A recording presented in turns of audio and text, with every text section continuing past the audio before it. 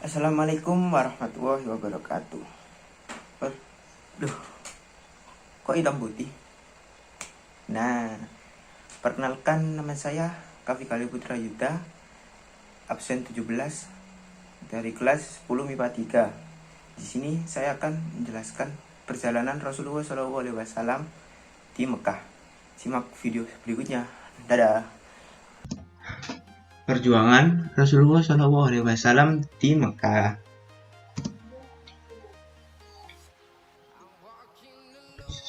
Yang pertama, substansi dakwah Rasulullah SAW di Mekah dibagi menjadi dua, yaitu akidah dan akhlak mulia.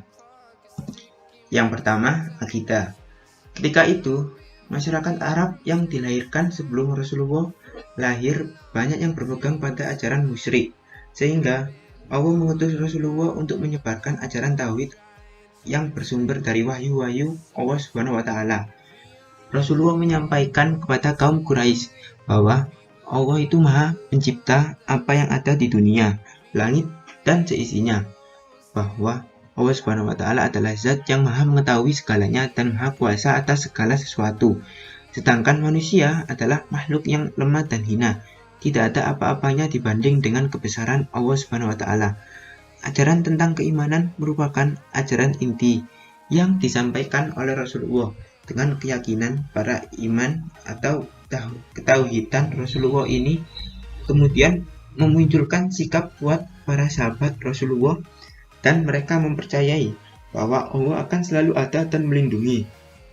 Dengan keimanan ini pula, para sahabat meyakini Allah akan memberikan kebahagiaan hidup kepada mereka. Yang kedua, akhlak mulia. Rasulullah terkenal dengan gelarnya yaitu Al-Amin, yang dapat dipercaya. Hal tersebut menunjukkan kemuliaan akhlak Rasulullah. Tidak hanya itu, Nabi Muhammad merupakan pribadi yang juga suka menolong. Pribadi yang sopan dengan menghormati dan selalu memuliakan tamu. Pribadi yang berani dalam membela kebenaran, berprinsip dan tekun beribadah. Rasulullah juga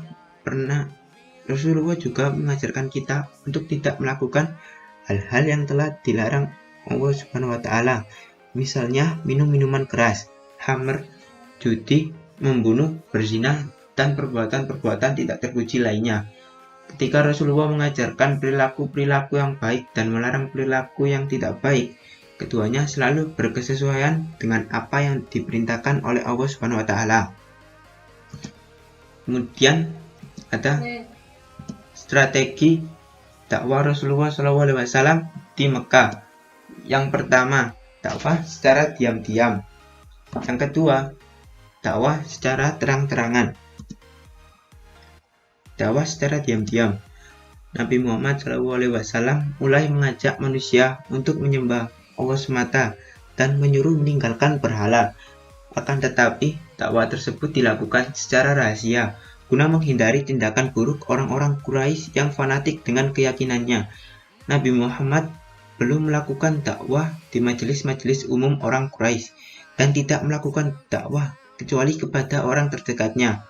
Orang-orang pertama yang masuk Islam adalah Khadijah bin Khuwailid dan Ali bin Abi Thalib, Zaid bin Harijah mantan budak Rasulullah SAW, dan Abu Bakar bin Abi Quhafa, Utsman bin Affan, Zubair bin Awwam, Abu Rahman bin Auf, dan Sa'ad bin Abi Waqqas.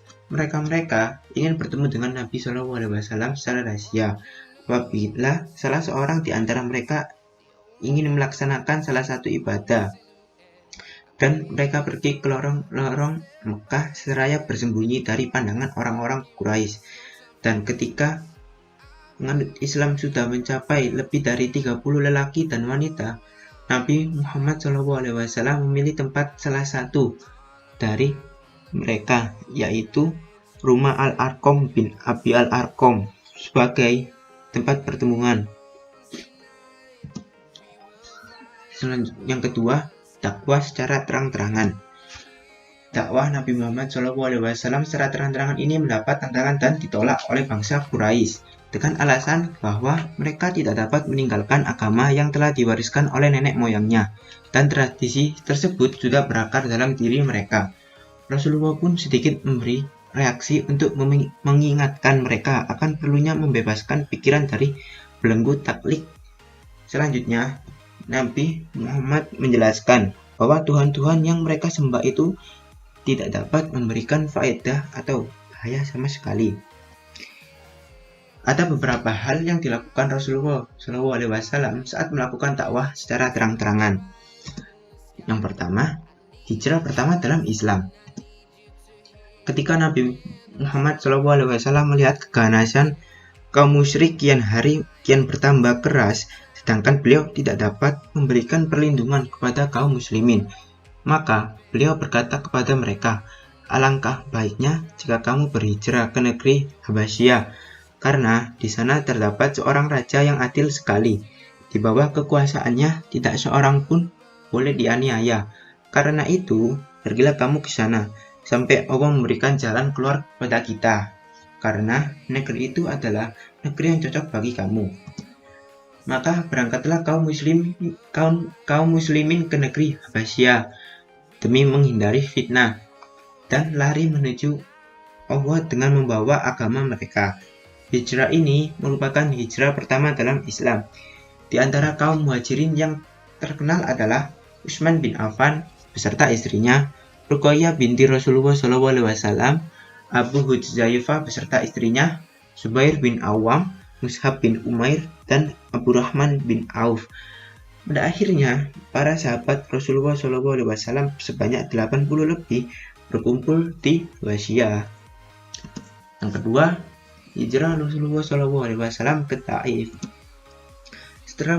Setelah merasakan berbagai siksaan dan penderitaan yang dilancarkan oleh kaum Quraisy, Rasulullah SAW berangkat ke Taif mencari perlindungan dan dukungan dari Bani Saqif dan berharap agar mereka dapat menerima ajaran yang dibawakannya. Setibanya di Taif, beliau menuju ke tempat para pemuka Bani Saqif sebagai orang-orang yang berkuasa di daerah tersebut.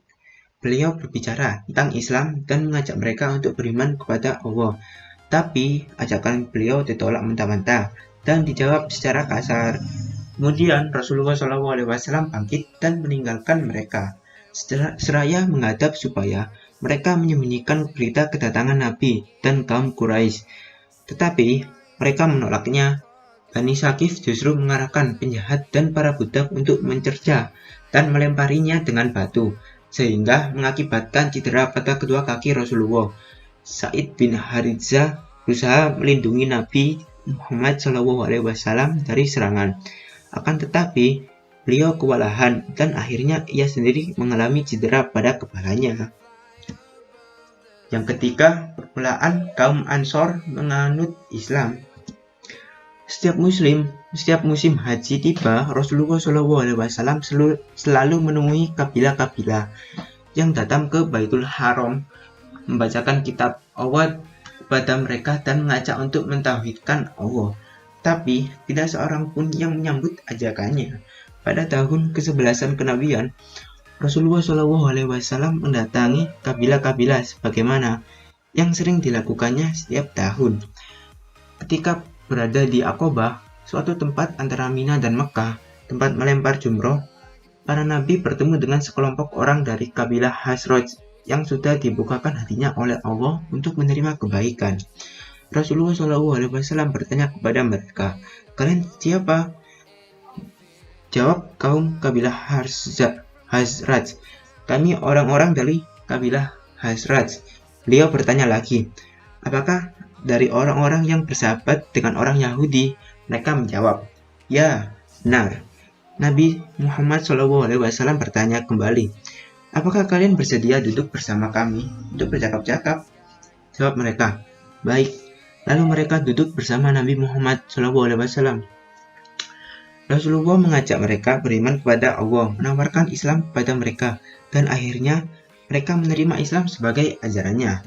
Setelah pembaitan tersebut, pada tahun berikutnya 12 orang lelaki dari Ansor datang di musim haji menemui Rasulullah SAW. Kemudian mereka berbayat kepada Rasulullah SAW. Setelah pembayatan, para utusan kaum Ansor itu pulang ke Madinah bersama dengan Rasulullah SAW, mengikut sertakan Mus'ab bin Umair untuk mengajarkan Al-Quran dan hukum-hukum agama kepada mereka. Mus'ab bin Umair adalah salah seorang sahabat muda Nabi Muhammad SAW yang masuk sebelum hijrah. Ia adalah seorang pria tampan dan pintar, penuh dedikasi dan dermawan. Ia pernah ikut dalam perang Badar bersama Rasulullah dan perang Uhud, dan pada akhirnya ia terbunuh sebagai syahid. Mus'ab bin Umair adalah orang pertama yang melakukan salat Jumat di Madinah. Terima kasih kepada para penonton. Mohon maaf apabila ada salah kata maupun perbuatan. Sekian. Wassalamualaikum warahmatullahi wabarakatuh.